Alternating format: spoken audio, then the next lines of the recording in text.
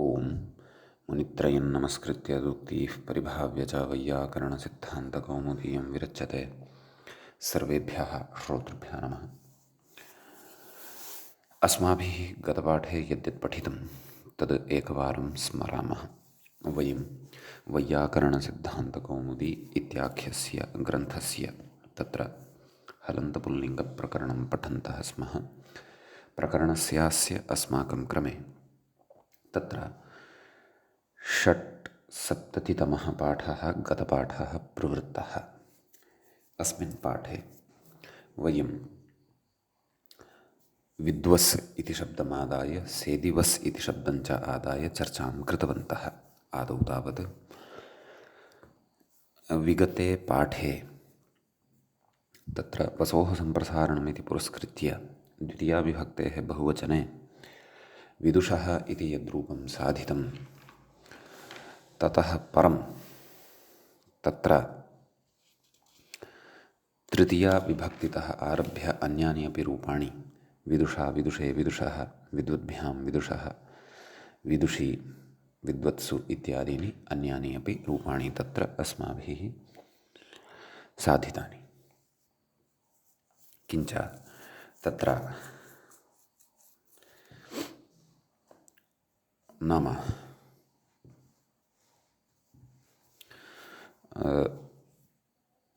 अत्र भ्यामादौ परतः दत्वं भवति। वसुस्रंसु ध्वंस्वनुहान्दः इत्यनेन सोऽपि विशेषः दृष्टः। स्मृतश्च पूर्वं पठितः विशेषः स्मृतः। तदनन्तरं तत्र अग्रिमः सकारान्तः शब्दः तत्र पठितुम् आरब्धः सः च सेदिवस् इति। षदृ विशरणादिषु अर्थेषु यः धातुः भवति तस्मात् तत्र लिटः क्वसु प्रत्यये कृते सेदिवान्, सेदिवांसौ, सेदिवांसः इत्यादीनि रूपाणि भवन्ति। तानि च अस्माभिः साधितानि। तत्र सुटि परतः सेदिवान्, सेदिवांसौ, सेदिवांसः, सेदिवांसं, सेदिवांसौ इति इमानि रूपाणि साधितानि। तदनन्तरं तत्र सेदिवस् शस् नाम द्वितीयाविभक्तेः बहुवचने तत्र वसोः सम्प्रसारणमित्यनेन सम्प्रसारणं विधाय दकारोत्तरवर्तिनः इकारस्य यणं च विधाय ततः सकारस्य षत्वं सेद्युषस् सस्य ऋत्वविसर्गे सति सेद्युषः। अत्रैव सम्प्रसारणानन्तरं पूर्वरूपम् इत्यादिकं सर्वं स्मर्तव्यं। सेद्युषः इति अनिष्टं रूपं स्यात्। तत् रूपं नापेक्षितं। तर्हि तत्र मूलावस्थायामेव नाम सेदिवस् इति शब्दस्य रूपसिद्धिवेलायामेव प्राप्तः इडागमः यदि वारितः स्यात्, केवलं सम्प्रसारणमेव च अत्र कृतं स्यात्, तर्हि सेदुषः इति अपेक्षितं रूपं लभ्यते। परन्तु इडागमस्तावत् अन्तरङ्गत्वं भजते सम्प्रसारणापेक्षया। अतः अन्तरङ्गत्वात् सम्प्रसारणस्य असिद्धत्वात् इडागमः अत्र आदौ प्रवर्तेत, तदनन्तरं सम्प्रसारणं प्रवर्तेत। ततः च सेद्युषस् इत्येव रूपं स्यात्। तत्तु अनिष्टम् इति। एतादृशी अनिष्टता प्रसूता न भवतु तदर्थं काचिद् युक्तिः ग्रन्थे उक्ता। सा च युक्तिः इत्थम्। अन्तरङ्गोऽपि इडागमः सम्प्रसारणविषये न प्रवर्तते इति। अकृतव्यूहाः इति परिभाषया नाम प्रकृते अन्तरङ्गः अपि इडागमः यः वर्तते सः सम्प्रसारणविषये तस्य प्रवृत्तिः न भवति। कुतः? अकृतव्यूहाः पाणिनीयाः इति परिभाषां पुरस्कृत्य निमित्तं विनाशोन्मुखं दृष्ट्वा तत्कार्यं न कुर्वन्ति इत्यर्थः इति यदुक्तं तदेव उक्तं तत्र भविष्यता सम्प्रसारणेन बलादित्वस्य विनाशोन्मुखत्वादिति भावः।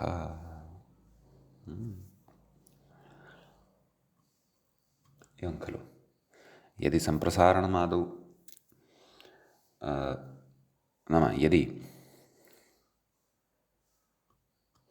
तत्र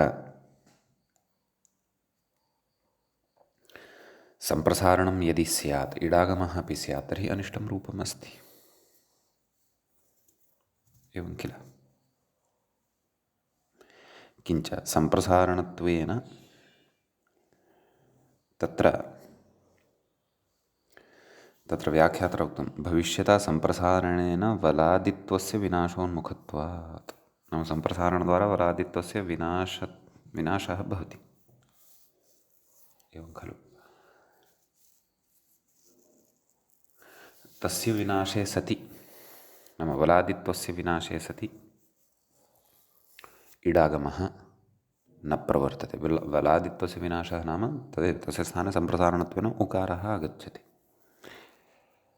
एवं खलु वलादित्वस्य विनाशोन्मुखत्वात् नाम वलादित्वस्य अत्र विनाशो जायते। तस्मात्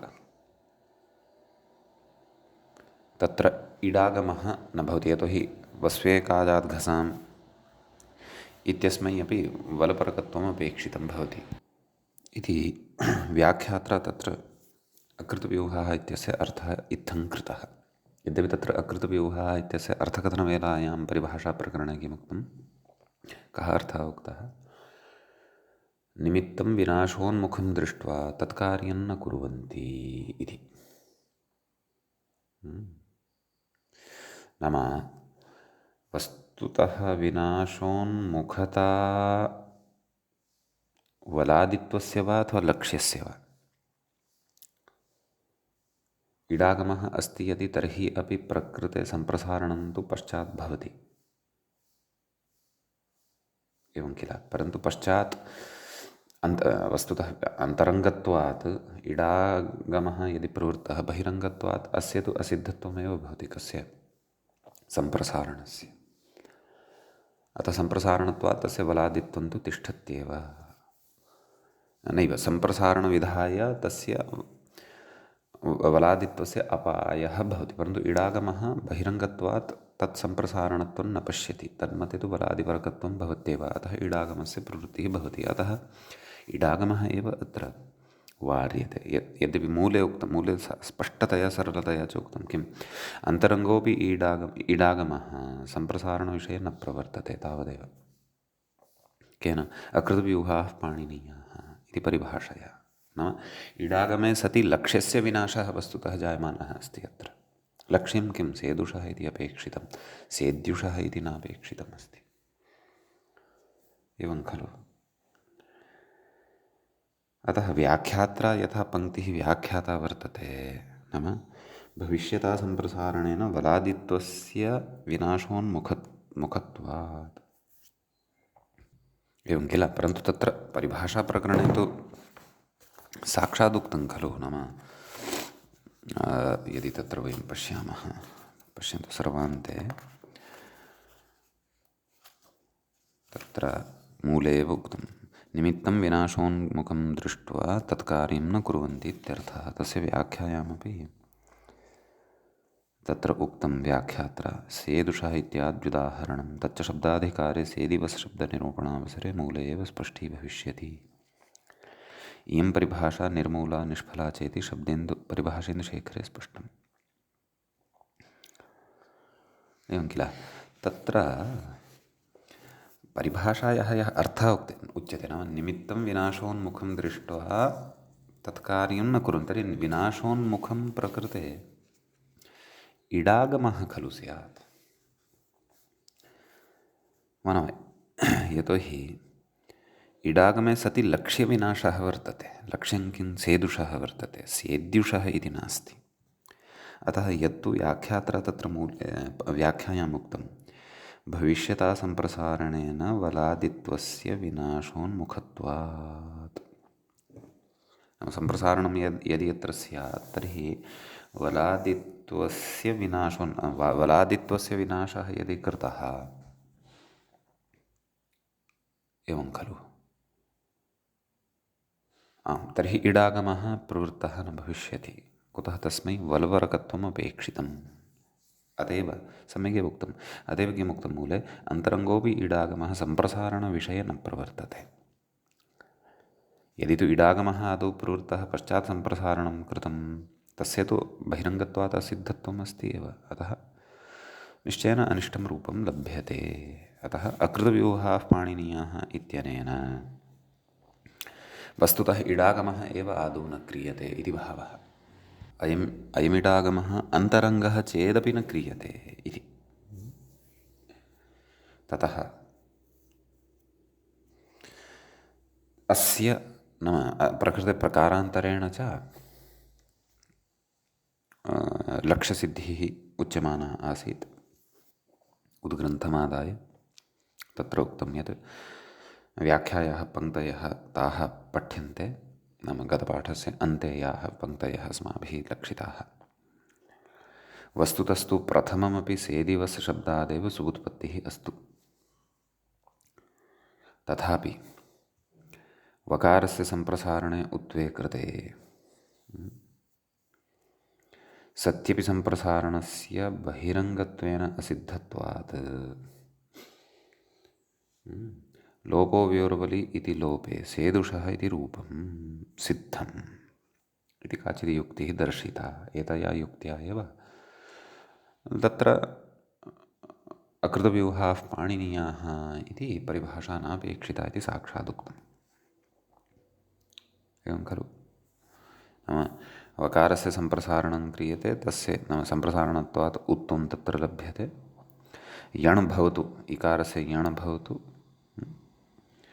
तथा सम्प्रसारणस्य बहिरङ्गत्वेन असिद्धत्वम् अस्ति एव। अतः परतः वल् लभ्यते। परतः वल् लभ्यते चेत् लोपो व्योर्वलि इत्यनेन तस्य यकारस्य लोपः भवति। सेदुषः इति रूपं साध्यतां, का वा समस्या अस्ति? किमर्थम् अकृतव्यूहाः इति अपेक्षितमेव। एवं किल? तर्हि तत्र पूर्वपक्षिणा पुनः अकृतव्यूहाः पाणिनीयाः इत्यस्याः परिभाषायाः आवश्यकताम् अनुभवता काचित् युक्तिः आरब्धा वर्तते। नाम तत्र या पङ्क्तिः अस्माभिः आरब्धा आसीत्, न च नाजानन्तर्ये बहिष्ठु प्रक्लृप्तिः इति निषेधः शङ्ख्यः। नाम इतः अग्रे यदि विचारः अवगन्तव्यः तर्हि नाजानन्तर्ये बहिष्ठु प्रक्लृप्तिः इत्यस्याः परिभाषायाः किञ्चित् उदाहरणपूर्वकम् अस्माभिः तत्र अवगमनं कर्तव्यं। तदनन्तरम् अत्र कथं तस्याः परिभाषायाः प्रवृत्तिः भवति, कथञ्च सा परिभाषा अत्र न प्रवर्तते, वार्यते, नाम सेद्युष इत्यादि प्रसङ्गे न प्रवर्तते, तत्र वार्यते, युक्त्या वार्यते इति अपि पूर्वपक्षिणः प्रयासः विफलीक्रियते। कथञ्चित् तत्र अकृतव्यूहाः पाणिनीयाः इति परिभाषा नापेक्षितैव इति प्रतिपाद्यते। सम्यक्। अतः तत्र उच्यते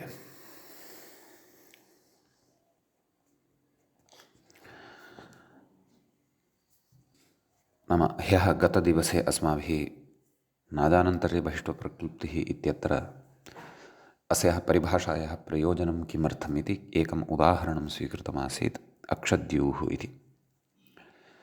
तत्र अक्षदिव इत्यवस्थायां वकारस्य ऊठ् भवति, ष्ठोः षूडनुनासिके च इति।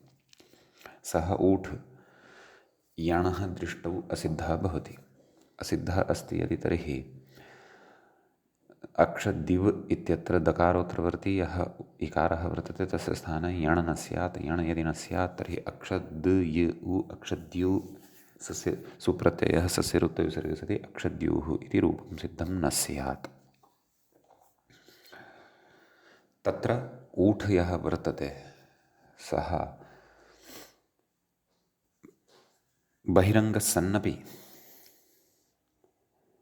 तत्र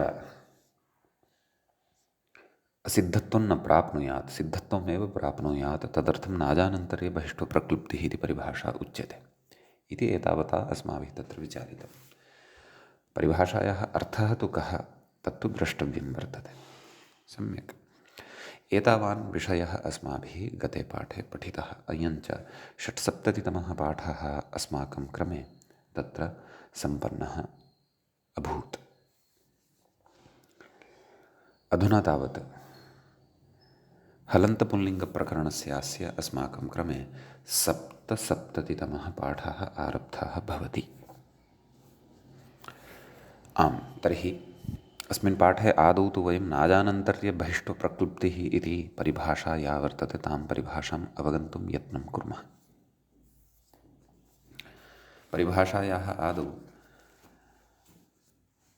तत्र पदच्छेदः द्रष्टव्यः। न इति प्रथमं पदं भवति। न अजानन्तर्ये इति द्वितीयं पदं भवति। इदं सप्तम्यन्तं पदं भवति। सप्तमी विभक्तेः एकवचनान्तं भवति। बहिष्टप्रक्लुप्तिः इति प्रथमाविभक्तेः एकवचनान्तं पदं भवति, समग्रं पदम्। अत्र समासः वर्तते। अचः आनन्तर्यम् अजानन्तर्यम्, तस्मिन् अजानन्तर्य, ततः अपि पूर्वं गच्छामः यदि न आन्तर्यं तत्र न अन्तरम् अनन्तरम्, अनन्तरस्य भावः आनन्तर्यं। सम्यक्। अन्तरं नाम व्यवधानं। हलोनन्तराः संयोगः इत्यादिषु अस्माभिः अन्तरशब्दस्य अर्थः पठितः वर्तते। अतः अस्य अर्थावगमनाय क्लेशो न स्यात् इति चिन्तयामि। सम्यक्। न अन्तरम् अर्थात् न व्यवधानम् अव्यवधानं नाम अनन्तरं, तस्य भावः आनन्तर्यं। सम्यक्। अचः अचा आनन्तर्यम् अजानन्तर्यं। सम्यक्। तस्मिन् अजानन्तर्ये बहिष्टप्रक्लुप्तिः इति पदस्य छेदः द्रष्टव्यः। बहिष्टस्य प्रक्लुप्तिः, बहिष्टप्रक्लुप्तिः इति सामान्येन विग्रहः। बहिष्टु इत्यत्र तद्धितशक्तिः वर्तते। तत्र बहिः भावः नाम बहिषः भावः, बहिः, बहिस् इति शब्दः भवति खलु, तस्य भावः इत्यस्मिन् अर्थे त्वप्रत्ययः भवति। बहिष इति शब्दात् बहिषत्व ष्टुत्वेन तकारस्य स्थाने टकारः भवति। बहिष्त्व इति रूपं। यथा मृदुत्वं, कठोरत्वं, कोमलत्वं, एवं रीत्या त्वप्रत्ययान्तान् वयं शब्दान् वदामः खलु, तस्य भावस्त्वतलो इत्यादीनि सूत्राणि अग्रे तद्धितेषु पठिष्यन्ते। तत्र भावार्थः कश्चन विवक्षितः भवति। तत्र तस्यैव एवमपि अर्थः विवक्षितः भवति। सः अग्रे पठिष्यते तद्धितेषु। अतः तद्वद् बहिष नाम बहिः शब्दः प्रसिद्धः खलु, अस्माभिः व्यवहारे प्रयुज्यते। अन्तः बहिः, तर्हि तस्य बहिः इति अव्ययं भवति। तस्य बहिः इत्यस्य भावः बहिष्त्वम् इत्युच्यते। सम्यक्। बहिष्त्वस्य प्रक्लुप्तिः, बहिष्त्वप्रक्लुप्तिः। सम्यक्। बहिष्त्वस्य प्रक्लुप्तिः नाम प्रवृत्तिः, विद्यमानता वा। सम्यक्। अतः तत्र बहिः इत्यनेन किम् अवगन्तव्यम् इति चेत्, प्रकृते बहिः इति शब्दः यः वर्तते सः बहिरङ्ग इत्यस्य बोधकः वर्तते। नाम बहिरङ्गत्वस्य बोधकः भवति। असिद्धं बहिरङ्गमन्तरङ्गे इत्यत्र यद् बहिरङ्गम् उच्यते खलु, तस्य बोधकं भवति। अपि च असिद्धं बहिरङ्गमन्तरङ्गे इत्यस्य सङ्कोचः अनया परिभाषया क्रियते, क्वचित् निषेधः क्रियते। असिद्धं बहिरङ्गमन्तरङ्गे इति परिभाषायाः सामान्यतया च अस्माकं परिचयः अस्ति एव, यतोहि सा परिभाषा अस्माभिः तत्र परिभाषाप्रकरणे पठिता वर्तते, सोदाहरणं पठिता वर्तते। सम्यक्। तर्हि बहिषशब्दः बहिरङ्गस्य बोधकः भवति। यथा प्रकृते अन्तरङ्गः कः? इडागमः। बहिरङ्गः कः? बहिरङ्गं किं? सम्प्रसारणम्। एवमेव अक्षद्युः इत्यत्र बहिरङ्गं किमस्ति इति किमुक्तम्? ऊठ्। केन विधीयते? छो षूडनुनासिके। अन्तरङ्गं किं? यण्। केन विधीयते? इको यणचि इत्यनेन विधीयते। एवं खलु। अतः तत्र बहिषशब्दः बहिरङ्गत्वस्य बोधको भवति, अथवा बहिरङ्गस्य बोधकः अस्ति अस्यां परिभाषायां। तस्य प्रक्लिप्तिः नाम प्रवृत्तिः इति भावः। सम्यक्। तर्हि बहिषः भावः बहिष्त्व इत्युक्तमेव। नाम बहिः इति अव्ययं यद् वर्तते तस्य भावः बहिष्त्वम् इति। एवं खलु। प्रकृतबहिष्ठो इत्यस्य शब्दस्य अर्थः बहिरङ्गप्रयुक्त असिद्धत्वम् इति भावः। बहिष्त्वम् इत्यनेन बहिरङ्गप्रयुक्त असिद्धत्वं यद् भवति तद् गृह्यते। सम्यक्। अतः परिभाषायाः अर्थः भवति अचनिष्ठम् अन्यानन्तर्यं खलु, न अचानन्तर्ये इति खलु उच्यते। अचनिष्ठम् अन्यानन्तर्यं नाम अचनिष्ठम् अन्यानन्तर्यनिमित्तकं यद् अन्तरङ्गशास्त्रं, तस्य अन्तरङ्गशास्त्रस्य कर्तव्यतायां बहिरङ्गशास्त्रस्य असिद्धत्वं न भवति। न यत् शास्त्रं बहिरङ्गं जातं वर्तते तस्य असिद्धत्वं न भवति, तस्य शास्त्रस्य सिद्धत्वमेव वर्तते। सरलतया कथयामि चेत् अचनिष्ठम् अन्यानन्तर्यं नाम अन्यकृतव्यवधानराहित्यम् अचनिष्ठं स्यात्। यथा प्रकृते अक्ष द इ ऊठ्। प्रकृते अन्येन केनचन नाम अन्येन नाम केन तत्र हल् इत्यादिना व्यञ्जनेन केनचन व्यवधानराहित्यं भवेत्। नाम प्रकृते कस्यचित् एकस्य अचः यणविधानार्थम् अथवा कस्यचित् कार्यस्य विधानार्थं तत्र परतः यन्निमित्तमपेक्षितं तस्य अचः परतः विद्यमानस्य च निमित्तस्य च मध्ये केनापि व्यवधानं न कृतं स्यात्। एवं खलु। अचनिष्ठं नाम अचि वर्तते यत् किम् अन्यानन्तर्यं नाम अन्येन कृतम् आनन्तर्यं नाम अव्यवधानम् अन्यकृतव्यवधानराहित्यं। तदा अन्तरङ्गस्य कर्तव्यतायां बहिरङ्गशास्त्रम् असिद्धं न भवति। एवं खलु। तर्हि एवं रीत्या यदा परिभाषाम् इदम् उदाहरणं यदा स्वीक्रियमाणम् अथवा स्वीकृतं वर्तते तत्र यदा वयं प्रयोगं कुर्मः तदा इतोपि विषयः स्पष्टः भवति। नाम तत्र अक्षदूः इत्यत्र अचनिष्ठ अन्यानन्तर्यनिमित्तकम् अन्तरङ्गकार्यं यण वर्तते। एवं खलु। नाम अचनिष्ठं नाम कस्मिंश्चित् अचनिष्ठं नाम स्वरे अचनिष्ठं नाम कस्मिंश्चित् अचि नाम तस्य स्थाने यणाभाव्यं यदि अन्येन तत्र मध्ये व्यवधानं न कृतं भवति परतः अचः लाभं कर्तुम्। अतः अचनिष्ठम् अन्यानन्तर्यनिमित्तकं नाम कृत व्यवधानराहित्यनिमित्तकम् अन्तरङ्गकार्यं यद् यण् वर्तते तस्य यणः कर्तव्यतायाम् ऊठ् यः वर्तते सः असिद्धो न भवति। चेदपि सः असिद्धो न भवति, सिद्धः एव भवति। अतः तत्र यण् जायते इति कृत्वा अक्षद्यूः इति रूपं सिद्धं भवति।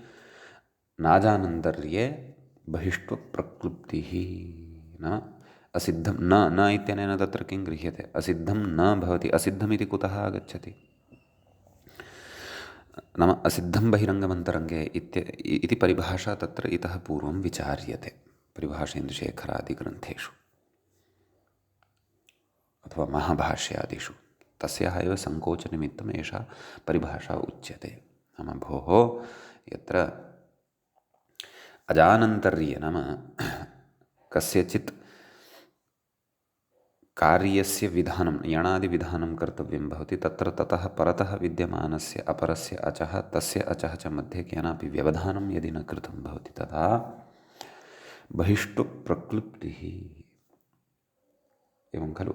नाम बहिरङ्गशास्त्रस्य तत्र प्रक्लुप्तिः नाम विद्यमानता नाम सिद्धिरेव भवति। प्रक्लुप्तिः नाम सिद्धिविशेषः, सिद्धिरेव भवति, असिद्धत्वं न भवति इति भावः।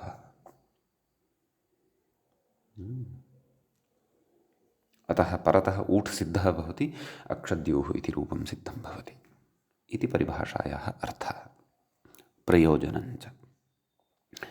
तत्र परिभाषेन्दुशेखरे साक्षात् नाम अवतरणिकायामेव इत्थमुच्यते किं नन्वेवम् अक्षद्योः इत्यादौ बहिरङ्गस्य ऊठः असिद्धत्वात् अन्तरङ्गो यण न स्यात् अतः आह नाजानन्तर्ये बहिष्टो प्रक्लुप्तिः इति। सम्यक्। इदानीम् अत्र आगच्छामः। परिभाषायाः यदि सामान्येनापि अर्थः अवगतः तर्हि अत्र व्याख्याता कथं खण्डयन्नस्ति इति पश्यामः। यद्यपि मया पूर्वमेव उक्तमस्ति यथा सामर्थ्यम् एतान् विचारान् श्रोतुं यत्नं कुर्मः, अवगन्तुं यत्नं कुर्मः, नावगम्यन्ते चेत् मूलस्थः विषयः अवगतश्चेत् पर्याप्तः। नाम मूले अकृतव्यूहाः पाणिनीयः इति परिभाषाम् उक्त्वा अन्तरङ्गोऽपि इडागमः न प्रवर्तते इत्युक्तम् अस्ति। दीक्षितस्य मतं तावदेव, तच्च अस्माभिः अवगतमेव वर्तते, परन्तु तस्य खण्डनम् अधुना वयं पठन्तः स्मः। अर्थात् लघुशब्देन्दुशेखरग्रन्थं वयं पठन्तः स्मः इति भावः। तथापि यदि एकैकोऽपि विषयः अवधानेन श्रुतः तर्हि अवगन्तुं क्लेशः न स्यात् इति चिन्तयामि। नापि अवगम्यते चेदपि एवमेवमपि विचाराः भवन्ति उद्ग्रन्थेषु इति तेषां विचाराणां परिचयो वा भवतु अस्माकम् इति धिया वा श्रोतव्यम् अथवा पठनीयं भवतु। कथयति न च नाजानन्तर्ये बहिष्टो प्रक्लुप्तिः इति निषेधशङ्क्यः इति। नाम प्रकृते भोः यथा सेदुष् इत्यादिषु ऊठसिद्धः तद्वत् प्रकृते अपि बहिरङ्गं यत् सम्प्रसारणं तेन सम्प्रसारणस्य असिद्धत्वं न भवति, सिद्धत्वमेव भवति। यतोहि पूर्वं किमुक्तम्? इतः प्राक्तनीं पङ्क्तिं पुनः पठामः। उक्तं वस्तुतस्तु प्रथममपि सेदिवस् शब्दादेव सुबुत्पत्तिरस्तु, तथापि वकारस्य सम्प्रसारणस्य उत्वे कृते यणि सत्यपि सम्प्रसारणस्य बहिरङ्गत्वेन असिद्धत्वात् इत्युक्तं खलु। नाम अकृतव्यूहाः पाणिनीयाः इति परिभाषा यदि नाङ्गीकर्तव्या तर्हि सम्प्रसारणं प्रकृते बहिरङ्गत्वेन असिद्धं भवति, परतः वलपरकत्वं लभ्यते, अतः यण् भवतु, तस्य च यणः लोपो व्योर्वलि इत्यनेन लोपः भविष्यति, इकारस्थाने यः यकारः आगमिष्यति। परन्तु पूर्वपक्षिणा उक्तं भोः प्रकृते सम्प्रसारणं यद्वर्तते तत् असिद्धम् एव न भवति। असिद्धं न भवति नाम सिद्धमेव भवति। नाम उकारः एव परतः वर्तते, उकारः परतः वर्तते यदि, तर्हि तत्र लोपो व्योर्वलि इत्यस्य प्रवृत्तिरेव न भवति। लोपो व्योर्वलि इत्यस्य प्रवृत्तिः यदि न भवति तर्हि सेद्युष इति अनिष्टं रूपं लभ्यते। अतः प्रकृते अकृतव्यूहाः पाणिनीयाः इति वक्तव्यमेव इति भावः। नाजानन्तर्ये बहिष्टो प्रक्लुप्तिः इत्यनेन सम्प्रसारणं सिद्धं नास्ति, असिद्धं नास्ति, सिद्धमेव वर्तते। कथं? यथा सेद्युष इत्यत्र तद्वत् कथयति। इति निषेधः न शङ्क्यः। नाम न न न न न तथा न शङ्कनीयं भवता। कुतः? तदग्रे उच्यते। उत्तरकालप्रवृत्तिके अजानन्तर्ये एव तत्प्रवृत्तेः अभ्युपगमात्। उत्तरकाले प्रवृत्तिः यस्य सः उत्तरकालप्रवृत्तिकः। उत्तरकालप्रवृत्तिके अजानन्तर्ये एव नाम उत्तरकालप्रवृत्तिकम् अजानन्तर्यं नाम व्यवधानराहित्यं यत्र जायमानं भवति तत्र एव तत्प्रवृत्तेः नाम नाजानन्तर्ये बहिष्ठो प्रक्लृप्तिः इत्यत्र एव तस्याः परिभाषायाः प्रवृत्तिः भवति इति अभ्युपगमात् नाम एवं रीत्या तत्र सिद्धान्तः ज्ञायते उद्ग्रन्थेषु विवरणं दृष्ट्वा। तर्हि किमिदम् प्रवृत्तिकत्वं कथयति तद् स्पष्टीभविष्यति अग्रे। कथयति इह च उत्तरकालप्रवृत्तिके वलिलोपे तदभावात्। एवं खलु नाम प्रकृते उत्तरकालप्रवृत्तिके वलिलोपे नाम प्रवृत्तिकः कः वर्तते वलिपरतः लोपः। एवं खलु उत्तरकालप्रवृत्तिकः नाम यस्य पश्चात् यस्य अनन्तरं प्रवृत्तिः भविष्यति सः कः वलिलोपः। कथयति उत्तरकालप्रवृत्तिके वलिलोपे तदभावात् नाम वलः लोपे नाम वलिपरतः लोपे सति तदभावात् तस्य अभावात् तस्य कस्य अभावात् नाम नाजानन्तरे बहिष्ठप्रक्लृप्तिः इत्यस्य निषेधस्य अभावात् इति चिन्तयामि। पश्यामः अग्रे कथयति। अग्रे भिन्नः विषयः वर्तते परन्तु न एतत् सम्बद्धः एव अस्ति अग्रेपि विषयः परन्तु उत्तरकालप्रवृत्तिके अजानन्तर्ये एव तत्प्रवृत्तेः इत्युक्तं खलु। तर्हि अधुना अस्माभिः अत्र इदम् अवगन्तव्यं स्यात् यत् उत्तरकालप्रवृत्तिकम् अजानन्तर्यम् अक्षद्युः इत्यत्र कथं वर्तते। उत्तरकालप्रवृत्तिके अजानन्तर्ये एव तत्प्रवृत्तेः अभ्युपगमात् इति नाम तत्र दिव अक्षदि वकारस्य ऊठ् उत्तरकालप्रवृत्तिकः तत्र कः यण्। एवं खलु अथवा यणः लोपः यण् तु न प्रवर्तते एव यदि ऊठ् परतः न स्यात् वा न वा। ऊठि सति एव तत्र यण् भवति तस्य च सिद्धत्वम् उच्यते ऊठस्य तत्र। तर्हि अत्र कथयति इह उत्तरकालप्रवृत्तिके इह नाम से दिवस इत्यत्र इटः सम्प्रसारणस्य च विषये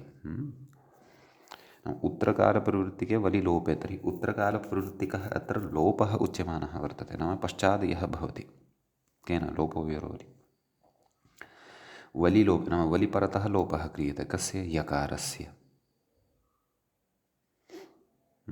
तदभावात् नाम प्रायः अजानन्तर्यस्य अभावात् इति कथयन्नस्ति। अजानन्तर्यस्य तत्र अभावः भवति प्रवृत्तिरेव न भवति इति भावः। अजानन्तर्यं यदि नास्ति तर्हि नाजानन्तर्ये बहिष्ठो प्रक्लृप्तिः इत्यस्याः परिभाषायाः अपि तत्र प्रवृत्तिः न भवति। तर्हि एतादृशी स्थितिः किं तत्र न भवति वा। तत्र नाम क्व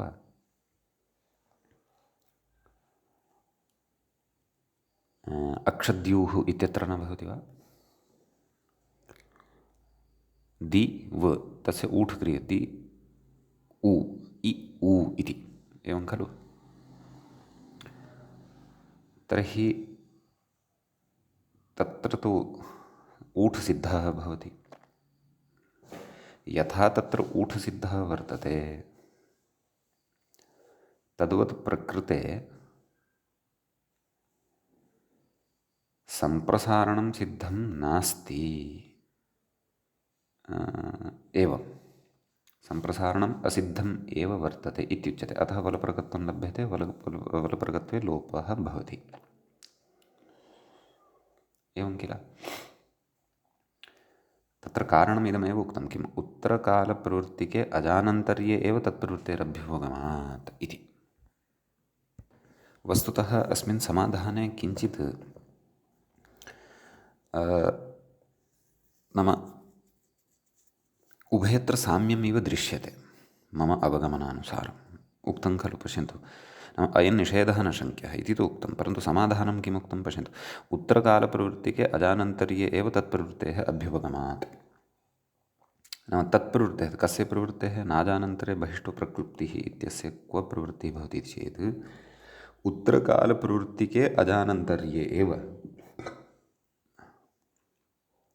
तर्हि अत्र उत्तरकालप्रवृत्तिकः कः नाम अक्षद्युः इत्यत्र एतस्य अवगमनम् अस्माभिः अग्रिमां पङ्क्तिं पठित्वा कर्तुं शक्यते पश्यन्तु इह च उत्तरकालप्रवृत्तिके वलिलोपे तदभावात् नाम उत्तरकालप्रवृत्तिकः कः वलिपरतः लोपः वर्तते एवं खलु परतः कदा लभ्यते यदा सम्प्रसारणं बहिरङ्गत्वेन असिद्धत्वं प्राप्नोति सम्यक् तर्हि उत्तरकालप्रवृत्तिके वलिलोपः तर्हि वलिलोपः उत्तरकालप्रवृत्तिकः नाम उत्तरस्मिन् काले प्रवृत्तिः तस्य भविष्यति इति भावः तर्हि तदभावात् नाम अजानन्तर्यं न भवति तर्हि नाम तत्र इकारः एव न तिष्ठति सेदि इत्यत्र इकारः एव न तिष्ठति यतोहि वलिपरतः तस्य यः यकारः जातः आसीत् तस्य यकारस्य लोपः खलु भवति अचरूपः इकारः एव न तिष्ठति इति कृत्वा अजानन्तर्यमपि तत्र न प्रवर्तते अजानन्तर्यं यदि नास्ति तर्हि बहिष्टो प्रक्लुप्तिः इत्यस्याः परिभाषायाः नाम नाजानन्तरे बहिष्टो प्रक्लुप्तिः इत्यस्याः परिभाषायाः तत्र प्रवृत्तिरपि न भवति इति भावः एवं खलु तर्हि उत्तरकालप्रवृत्तिकः वलिलोपः यः वर्तते नाम यथा अस्माभिः अत्र सम्प्रसारणस्य असिद्धत्वमेव भवति इति उच्यते तद्वत् किम् अक्षद्युः इत्यत्र चिन्तनं कर्तुं न शक्यते वा न वा तर्हि तत्रापि उत्तरकालप्रवृत्तिके वलिलोपे तस्य अभावः वक्तुं शक्यते तस्य कस्य अजानन्तर्यस्य अभावः खलु वक्तुं शक्यते उत्तरकालप्रवृत्तिकत्वस्य सत्वं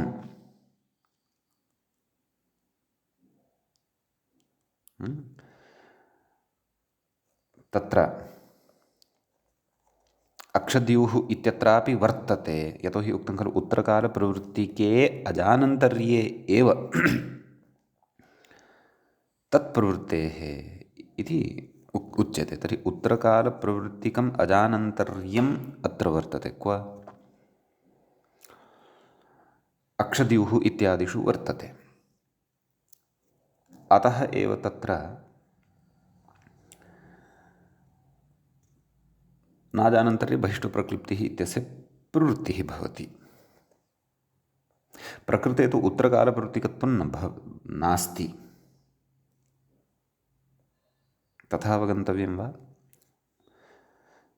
नाम इह च उत्तरकालप्रवृत्तिके वलिलोपे नाम वलिपरतः लोपः अत्र उत्तरकालप्रवृत्तिकः वर्तते नाम आदौ ततः परतः तस्य यण इत्यादिकं भवति तदनन्तरं तस्य लोपः भवति इति असिद्धत्वात् लोपः भवति इति वल्परकत्वं लभ्यते यदा तदा वलिपरतः तत्र यकारः एव न लभ्यते परन्तु तादृशमेव उत्तरकालप्रवृत्तिकत्वं किम् अक्षद्युः इत्यत्र नास्ति वा इति मम जिज्ञासा जायते उत्तरकालप्रवृत्तिके अजानन्तर्ये एव तत्प्रवृत्तेः अभ्युपगमात् इत्युच्यते तर्हि प्रकृते उत्तरकालप्रवृत्तिकम् अजानन्तर्यम् अस्ति इति खलु तर्हि उत्तरकालप्रवृत्तिकं तत्र किम् अस्ति इति विषयः अत्र किञ्चित् स्पष्टः न जायमानः वर्तते अतः विस्तरेण ज्ञानार्थम् अत्र परिभाषेन्दुशेखरग्रन्थः द्रष्टव्यः इति मम भाति तत्र परिभाषेन्दुशेखरे विस्तरेण एषा परिभाषा व्याख्याता वर्तते तत्र परिभाषेन्दुशेखरे एकत्र कथयति न च अक्षद्युः इत्यत्र यणीकृते ऊठः असिद्धत्वात् वलिलोपापत्तिः इति वाच्यम् अचः आनन्तर्यनिमित्तिके अन्तरङ्गे कर्तव्ये कृते च तस्मिन् यदन्तरङ्गं प्राप्नोति तत्र च कर्तव्ये न असिद्धत्वम् इति तदर्थात् असिद्धपरिभाषायाः अनित्यत्वेन तद्वारणे तस्य तु अस्याः वैयर्थ्यं तेनैव सिद्धेः इति परिभाषेन्दुशेखरे इतोपि विस्तरेण अत्र रहस्यं ज्ञातव्यं वर्तते। अन्यथा उत्तरकालप्रवृत्तिके अजानन्तर्ये एव तत्प्रवृत्तेः अभ्युपगमात् इति कथयति। तर्हि अजानन्तर्यं नाम उत्तरकालप्रवृत्तिकं वर्तते। तर्हि लोपः अजानन्तर्यं नास्ति। यद् अग्रिमपङ्क्तौ उक्तम्, अजानन्तर्यम् उत्तरकालप्रवृत्तिकं किम् अजानन्तर्यम् इति भवति। नाम प्रथमा या पङ्क्तिः अस्ति खलु, उत्तरकालप्रवृत्तिके अजानन्तर्ये एव, तत्र अजानन्तर्ये इत्यस्य विशेषणम् अस्ति खलु किम्, उत्तरकालप्रवृत्तिके इति। उत्तरस्मिन् काले प्रवृत्तिः यस्य तत् उत्तरकालप्रवृत्तिकं तत् किम् अजानन्तर्ये इति खलु उच्यते। तर्हि उत्तरकालप्रवृत्तिकम् अजानन्तर्यम् अस्ति इति सद्यः बुद्धौ स्थापयामः। अधुना अग्रिमां पङ्क्तिं पठामः। किं कथयति, इह च उत्तरकालप्रवृत्तिके वलिलोपे तदभावात् नैव। अत्र एतां पङ्क्तिं पठित्वा तु ज्ञायते वलिलोपः यः वर्तते सः लोपः उत्तरकालप्रवृत्तिकः। अथवा प्राक्तनपङ्क्तौ कानिचन पदानि इतोपि अध्याहृत्य योजनीयानि। उत्तरकालप्रवृत्तिके सति, उत्तरकालप्रवृत्तिके लोपे सति यद् अजानन्तर्यं तद् अजानन्तर्ये गम्यमाने एव तत्प्रवृत्तेः अभ्युपगमात् इति वा तत्र व्याख्यानं द्रष्टव्यम्। अस्तु, वयं सद्यः एतावद् लघुविवरणं पठित्वा एव अत्र पूर्णतया स्पष्टतां न प्राप्तुं शक्नुमः। अतः परिभाषेन्दुशेखरे एव पूर्णतया समाधानं ज्ञातुं नाजानन्तर्ये बहिष्टुप्रक्लृप्तिः इति परिभाषा तत्र अवगन्तव्या। तत्रापि पङ्क्तिशः सर्वोऽपि सिद्धान्तः पठनीयः। तदनन्तरं प्रकृते नाजानन्तर्ये बहिष्टुप्रक्लृप्तिः इत्यस्याः परिभाषायाः सम्प्रसारणस्य असिद्धत्वाभावाय कथं प्रवृत्तिः भवति इति ततः परमेव रहस्यम् इतोपि उद्घाटितं स्यात्। व्याख्यातुः अपेक्षितम् आसीत्। यदि भवान् अत्र विचारम् उपस्थापयन्नेव अस्ति तर्हि किञ्चित् विस्तरेण कथयेत्। नाम तदेव उत्तरकालप्रवृत्तिकत्वं नाम किं, कस्य, कथम् इति किञ्चित् इतोपि विस्तारं यदि करोति स्म तर्हि सरलतया अयं विषयः अवगन्तुं शक्यते स्म। अतः इतोपि विस्तरार्थम् एषा परिभाषा परिभाषेन्दुशेखरे एव द्रष्टव्या। तत्र च विस्तरेण महाविस्तारः वर्तते। एषा परिभाषा अवगन्तुं शक्या। अतः सद्यः अत्र समन्वयनं कर्तुम् एतावतीभिः परिमिताभिः पङ्क्तिभिः तत्र काठिन्यं वर्तते। भवतु, अग्रे गच्छामः। परन्तु एतावान् विषयः तु अवगतः यत् नाजानन्तर्ये बहिष्टुप्रक्लृप्तिः इत्यस्याः अत्र प्रवृत्तिः न भवति। सा प्रवृत्तिः अत्र निरस्ता वर्तते। तस्याः प्रवृत्तिः अत्र न भवति। तत्र कारणमपि उक्तं वर्तते। तत् कारणं कथम् इतोपि समन्वयनं प्राप्नुयात् इत्येतदर्थं नूनमेव अत्र उद्ग्रन्थः द्रष्टव्यः भवत्येव। भवतु, अग्रे गच्छामः। किञ्च कृते इति नाम इडागमः कृतः। आदौ इडागमः कृतः नाम कस्याम् अवस्थायां, सेद् वस् इत्यवस्थायां। सेदि वस् इति जायते। कृते इति सम्प्रसारणप्रवृत्तावपि नाम सम्प्रसारणस्य प्रवृत्तौ सत्यामपि, सम्प्रसारणमपि प्रवृत्तम् एवं खलु, वलादिरूपनिमित्तनिवृत्त्या नाम वलादिपरकत्वं न लभ्यते। निमित्तमपेक्षितं वर्तते। कस्य कृते? इडागमस्य कृते। केन उच्यते? वस्वे काजाद्घसाम् इत्यनेन उच्यते।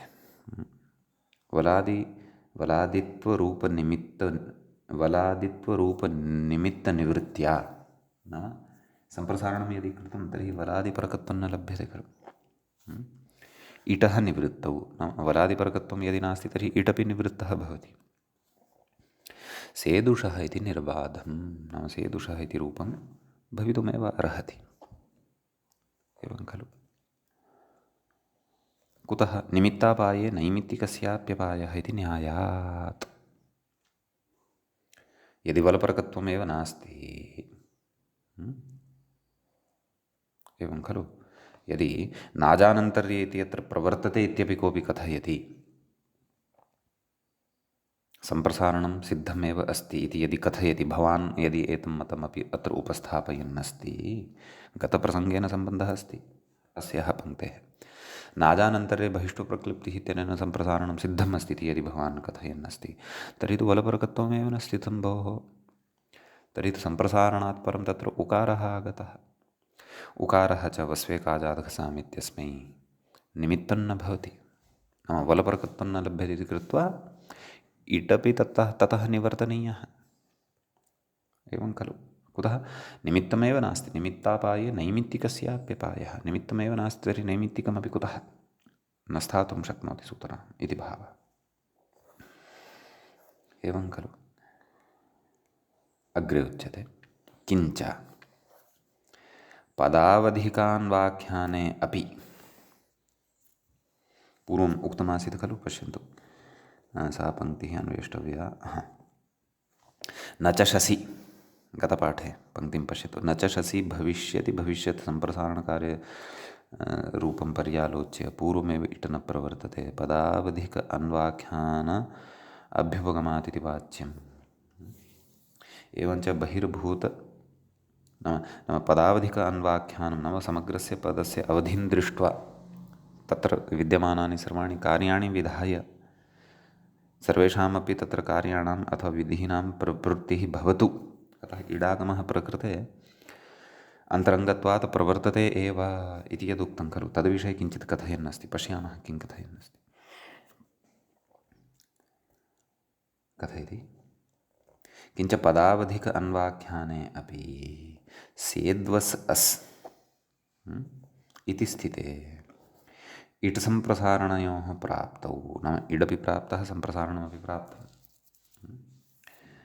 प्रतिपदविधित्वेन, नाम प्रतिपदं तस्य विधिः कर्तव्यः, शीघ्रोपस्थितिकत्वात्, नाम शीघ्रं यस्य उपस्थितिः भवति, प्रथमं सम्प्रसारणे, नाम सम्प्रसारणमेव प्रथमतया तत्र प्रवर्तते, वलादित्वाभावात् इटः प्राप्तिरेव नास्ति, नाम सम्प्रसारणमादौ यदि भवति तर्हि वलादित्वात् इटः प्राप्तिरेव तत्र न भवति इति सेदुषः इति निर्वादम् इत्याहुः। इदानीम् अत्र चिन्तनीयम्, अस्याः पङ्क्तौ चिन्तनीयः विषयः कः,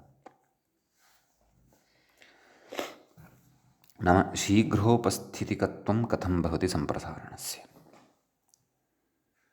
नाम पदावधिक अन्वाख्याने अपि सेद्वस् अस् इति स्थिते इट् सम्प्रसारणयोः प्राप्तौ, नाम उभयोः प्राप्तिः जाता।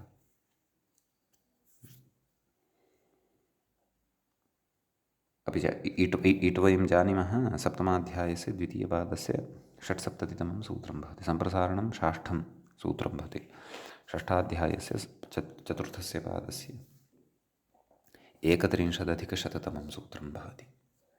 एवं खलु, तर्हि तत्र कथयति इट् सम्प्रसारणयोः प्राप्तु प्रतिपदविधित्वेन, प्रतिपदं यदि विधिः अत्र कर्तव्यः, प्रतिपदं नाम अत्र एकमेव पदं वर्तते, प्रतिपदम् इत्यनेन किं विवक्षितं, सेद्वस् अस्, शसि परतः सेद्वस् इत्यस्य तु पदत्वस्यापि बाधो भवति। आम्, पदावधिक अन्वाख्यानं नाम समग्रस्य पदस्य तत्र अन्वाख्यानं यदि क्रियेत, नाम एकैकोऽपि अंशः तत्र द्रष्टव्यः, तस्य प्रवृत्तिः कर्तव्या अपेक्षानुसारं, तर्हि शीघ्रोपस्थितिकत्वम् अत्र उच्यते सम्प्रसारणस्य। कथं तद्?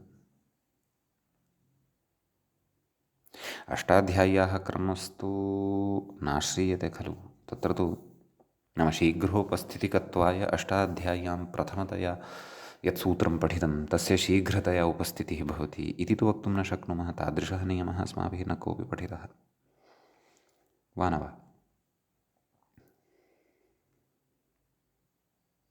अतः पदावधिक अन्वाख्यानं यदुक्तं तत्रैव किमपि शीघ्रोपस्थितिकत्वम् अपि उत्पद्यते वा इति, परन्तु तद् व्याख्यात्रा स्पष्टीन कृतः विषयः, न स्पष्टीकृतः सः विषयः। अस्तु, सद्यः पठामः।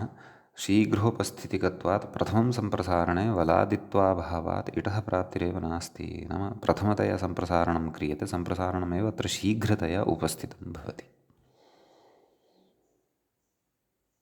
कुतः? प्रायः विशेषेण विहितत्वात् इति मम भाति। वस् इत्यस्य एव विहितः।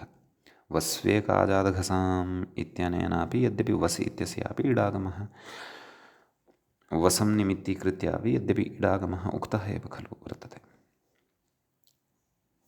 एवं किल? तत्र कः सूत्रार्थः अस्माभिः अस्य दृष्टः आसीत्? वस्वेकाजाद्घसाम् कृतदुर्वचनानां धातूनाम् एकाचाम् आकारान्तानां घसेः वसौ इडागमः भवति। घसेश्च वसौ इडागमः भवति। वसौ नाम तत्र सप्तमी वर्तते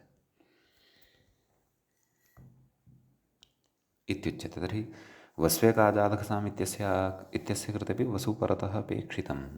वसोः सम्प्रसारणम् इत्यस्य कृते अपि वस् इति अपेक्षितं। तर्हि शीघ्रोपस्थितिकत्वं कथम् इति अपरश्च विषयः अत्र ज्ञेयः वर्तते।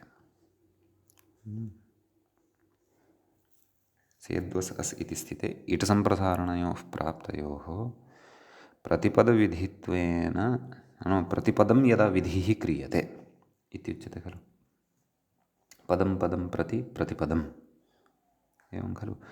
तर्हि प्रकृते पदद्वय अथवा अनेकपदं तु नास्ति खलु सेद्वस् अस् इत्यवस्थायां, वा न वा? इति वस् इति तु प्रत्ययः कश्चन वर्तते, न च पदशब्देन वयं वर्णशब्दं गृहीतुं शक्नुमः।